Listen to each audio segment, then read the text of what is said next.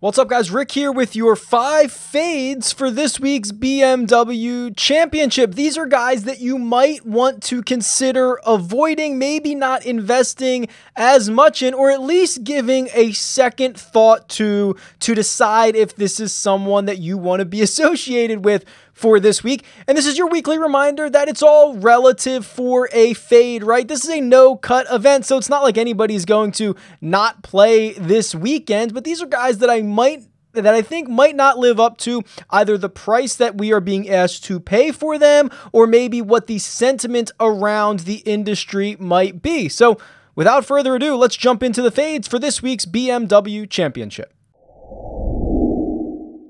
Let's just start at the top with Dustin Johnson, and this is in no way an indictment on the guy who just won a PGA Tour golf tournament by 11 shots, but I'm also not going to chase another 11-shot victory. If you missed out on Dustin Johnson, I'm sorry, but I don't think that you should be thinking he is going to do that again, right? It was an absolutely historical performance that we saw from DJ at the Northern Trust, getting to 30 under par, winning by 11, but now what happens? Well, his odds go from 20-1 to 8.5-1. He is the highest priced golfer on DraftKings, and he really does have to have another very high finish to pay for himself, at least in daily fantasy worlds. You're talking about maybe a top 5 finish.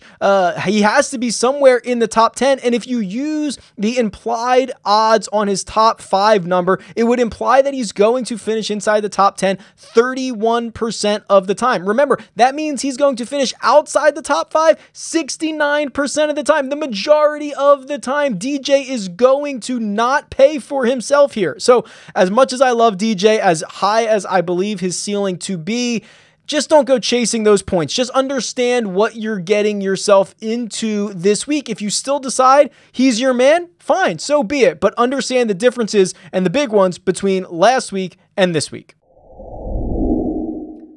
Next is Paul Casey, who actually tweeted out himself that he is running on fumes after playing 6 weeks in a row, which is already not a very good sign for someone when they're telling you that they're tired. And when he says, you never know what's around the corner, that seems a bit, doesn't seem as optimistic as I would like for someone of Paul Casey's caliber, but he's right. I mean, 6 weeks in a row, now 7 weeks in a row is what we're going to get out of him this week. It's unheard of for some of the bigger names on the PGA Tour, but the way that the schedule was condensed this year, it's really requiring these guys to play a lot of golf, and it's kind of showing in Paul Casey's game at the moment. Usually one of the best ball strikers on the planet has now lost strokes on approach in 2 consecutive events, which doesn't sound like much, but I had to go back 3 years to 2017 to find another back-to-back stretch of tournaments that Paul Casey lost strokes on approach in both. He's that good.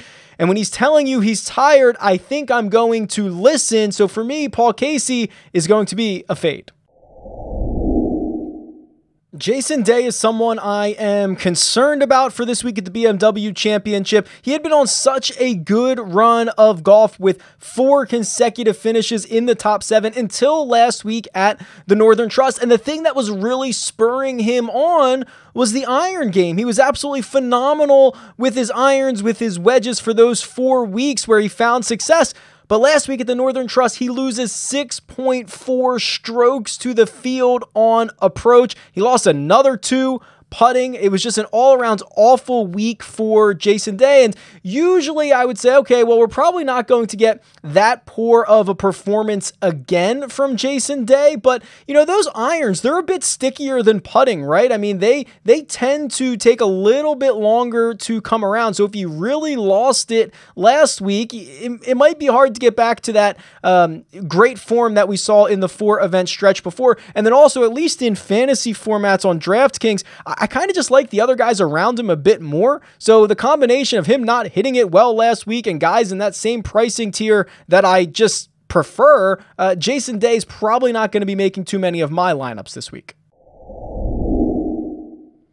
I spent a lot of time with my mouse hovered over Alex Noren this week trying to figure out what I'm going to do with him, because on one hand, he's got 3 straight top 25s, including an 8th place finish at the Northern Trust and a 3rd at the 3M Open. But I'm a bit more concerned with how he's doing it. And if you guys know me, I don't like these short game specialists because it's a bit unsustainable. There are a few guys in the world who can get away with this. Alex Noren might be one of them. But what he has done in the last 3 weeks, where he has gained just an absolute ton of strokes in the short game, at least 6.8 in each of his last 3 events, it's probably not sustainable, especially when he ranks outside the top 100 in both strokes gained off the tee, strokes gained approach. I mean, he relies on this short game, and if he can't get up and down for par, if he can't putt his way to the top 10 here, like, it's going to be a very long week. Remember, a long week for Alex Noren, not a short week because there is no cut. I'm just really concerned with how he's been doing it, and I sat on the fence for a while, but for me, Alex Noren is going to end up being a fade.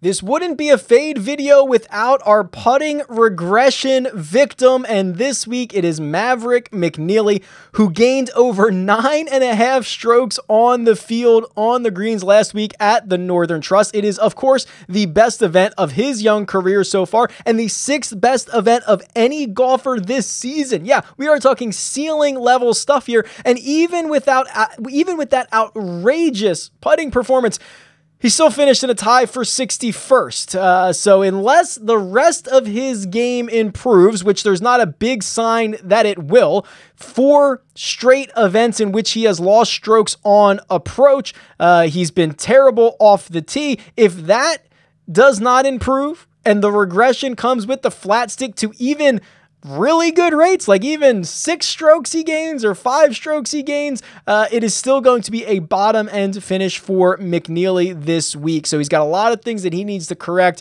This is your token putter regression victim right here, and Maverick McNealy for me is going to be a fade.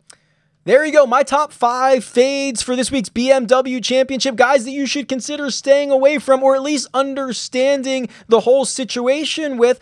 Tell me who I'm wrong about. Tell me who I'm right about. Tweet me at RickRunGood or leave a comment below. Best of luck this week. I'll talk to you guys soon.